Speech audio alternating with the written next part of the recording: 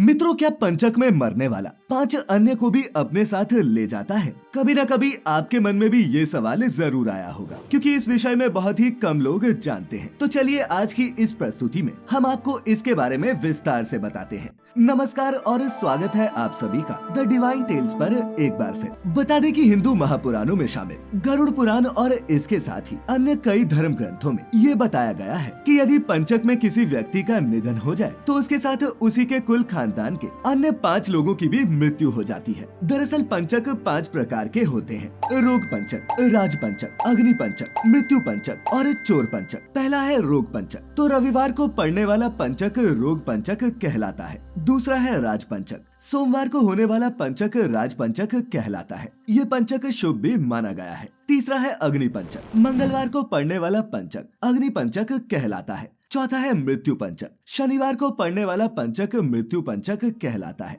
और 5वां है चोर पंचक। शुक्रवार को होने वाला पंचक चोर पंचक कहलाता है। वहीं बुधवार और गुरुवार के पंचक दोष मुक्त हैं। अब आप जैसा कि इनके नाम से ही समझ सकते हैं कि किस पंचक में क्या होगा, इसी तरह से मृत्यु पंचक ही मौत से संबंधित है। आचार्यों की माने तो धनिष्ठा से रेवती पर्यंत इन 5 नक्षत्रों की क्रमशः 5 श्रेणियां हैं: ग्राम पंचक, कुल पंचक, रथ्या पंचक, ग्रह पंचक एवं ग्राम बाह पंचक। शास्त्रों के अनुसार अगर धनिष्ठा में जन्म या फिर मृत्यु हो तो उस गांव या फिर शहर में 5 और की भी जन्म या फिर मृत्यु होती है। शतभिषा में हो तो उसी कुल में, पूर्वा में हो तो उसी गली में, उत्तरा में हो तो उसी घर में और रेवती में हो तो दूसरे गांव या फिर शहर में भी 5 बच्चों का जन्म या फिर 5 ही लोगों की मृत्यु होना निश्चित है। मान्यता है कि किसी नक्षत्र में किसी एक के जन्म से घर आदि में 5 बच्चों का जन्म और किसी एक इंसान के निधन होने से 5 लोगों की मृत्यु होती है। मरने का कोई समय नहीं होता। ऐसे में 5 लोगों की मृत्यु कुछ हद तक संभव है, परंतु उत्तरा भाद्रपदा को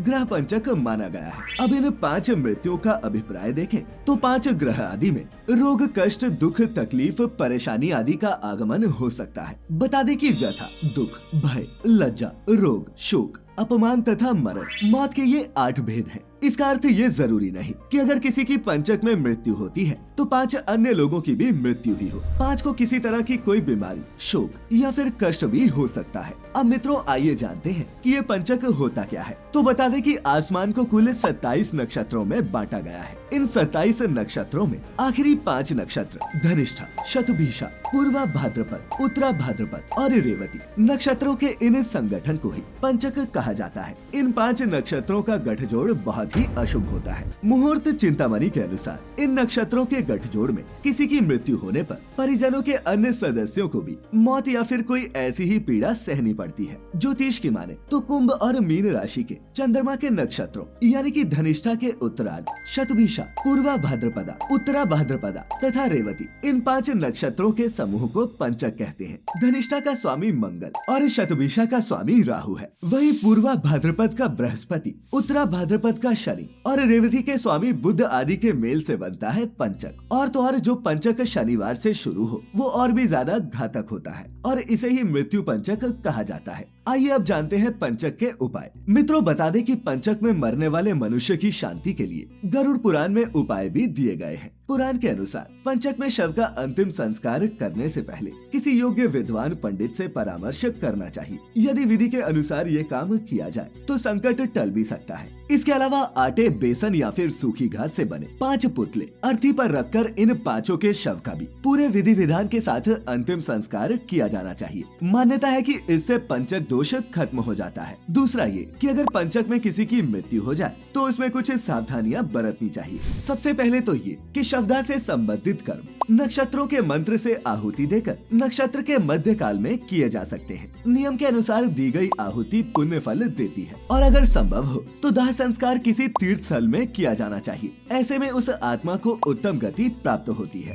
मित्रों पंचक में तिनकों और काष्ठों के संग्रह से अग्नि भय, चोर भय, रोग भय, राज भय एवं धन हानि हो सकती है। शास्त्रों में पंचक के दौरान दक्षिण दिशा की ओर यात्रा करना, लकड़ी का सामान खरीदना या बनवाना, खाट बुनना, घर की छत बनवाना, चांदी लगवाना, घर में रंगाई पुताई करवाना, इन सभी कामों को करवाने के लिए मना किया गया है। उक्त कार्य करने से धनहानि और घर में लड़ाई झगड़ा होता है या फिर किसी भी तरह का संकट उत्पन्न हो सकता है। तो चलिए अब इसके साथ आपको ये भी बता देते हैं कि पंचक में मृत्यु होने पर अंतिम संस्कार की विधि क्या होती है। मित्रों, शमशान ले जाने से पहले घर पर परिवार के लोग मृत इंसान के पार्थिव शरीर की पहले तो परिक्रमा करते हैं। इसके बाद संस्कार करने वाला व्यक्ति छेद वाले घड़े में जल लेकर चिता पर रखे शव की परिक्रमा करता है। अंत में घड़े को गिराकर फोड़ दिया जाता है। ऐसा मृत व्यक्ति के शरीर से मोह दूर करने के लिए किया जाता है। बता दें कि हमेशा शव को ले जाते समय उसका सिर आगे और पैर पीछे की तरफ रखें। इसके बाद विश्राम स्थल पर मृत शरीर को एक वेदी पर रखा जाता है और वो इसलिए कि वो आखिरी बार इस दुनिया को देख ले। जिसके बाद शव की दिशा बदल दी जाती है। वहीं जब शव को चिता पर लेटाया जाता है तो उसका सिर चिता पर दक्षिण दिशा की तरफ रखा जाता है। शास्त्रानुसार दक्षिण दिशा मृत्यु के देवता यानी कि धर्मराज की है। ऐसे में हम शव को मृत्यु के देवता को समर्पित करते हैं। हिंदू धर्म के अनुसार सूर्यास्त के बाद कभी भी दाह संस्कार नहीं किया जाता। अगर किसी की मौत सूर्यास्त के बाद हुई हो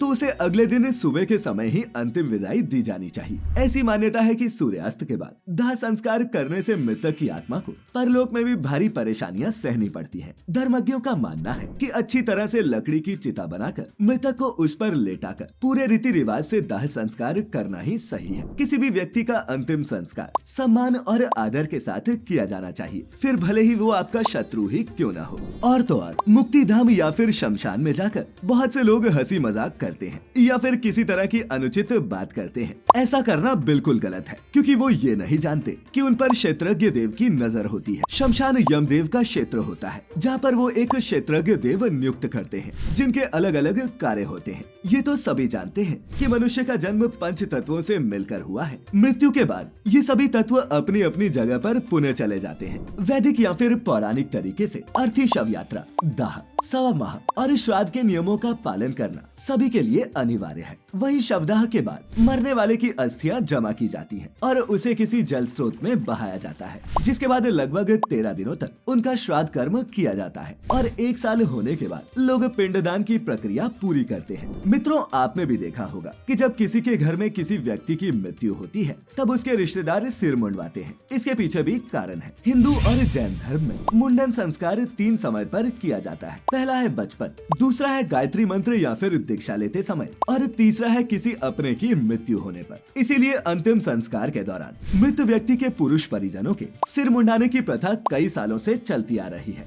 वैसे इसके 2 कारण हैं। पहला, मरने वाले के प्रति श्रद्धा और सम्मान प्रकट कर उसे याद रखना, और दूसरा ये कि किसी भी तरह के संक्रमण से बचने के लिए अपने शरीर को साफ करना। तो मित्रों, अब हम उम्मीद करते हैं कि आप ये समझ गए होंगे कि पंचक में मरने वाला 5 अन्य को भी साथ ले जाता है या फिर नहीं। साथ ही हमने जानी हिंदू धर्म शास्त्रों के अनुसार अंतिम संस्कार की विधि। तो आज की ये प्रस्तुति आपको कैसी लगी, नीचे कमेंट करके जरूर बताइएगा, और अगर अच्छी लगी हो तो इसे अपने मित्रों रिश्तेदारों के साथ भी शेयर जरूर कीजिएगा। और हाँ, अब आप हमारी सभी वीडियोस फेसबुक पर भी देख सकते हैं, जिसके लिए आपको हमारे Facebook page the divine tales को लाइक करना होगा। तो मित्रों, फिलहाल आज के लिए बस इतना ही। अब इजाजत दें। आपका बहुत बहुत शुक्रिया।